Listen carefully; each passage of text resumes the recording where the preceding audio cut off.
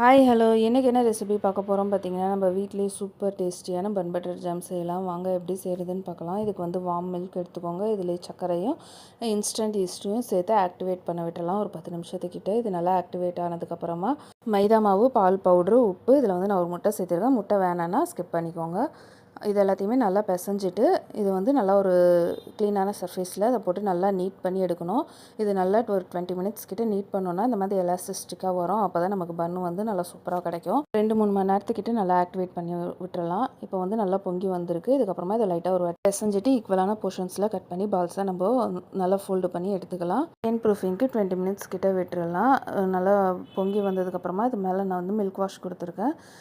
Pre heat பண்ண ஓவனில் 180 degree செல்சியஸில் 20 minutes கிட்ட பேக் பண்ணி எடுத்தோன்னா சூப்பர் டேஸ்டான பன் ரெடி ஆகிடும். இதில் வந்து ஜாமும் பட்டரும் ஆட் பண்ணி நம்ம சர்வ் பண்ண வேண்டியதாங்க. அவ்வளோதாங்க, சூப்பர் டேஸ்டியான பன் பட்டர் ஜாம் வீட்டிலே ரெடி ஆகிடுச்சு. கண்டிப்பாக ட்ரை பண்ணி பாருங்கள். இது போல் நிறைய ரெசிபிஸ் பார்க்க யூடியூப்பில் பார்க்குறீங்கன்னா சப்ஸ்கிரைப் பண்ணுங்கள், இன்ஸ்டாவில் பார்க்குறீங்கன்னா ஃபாலோ பண்ணுங்கள்.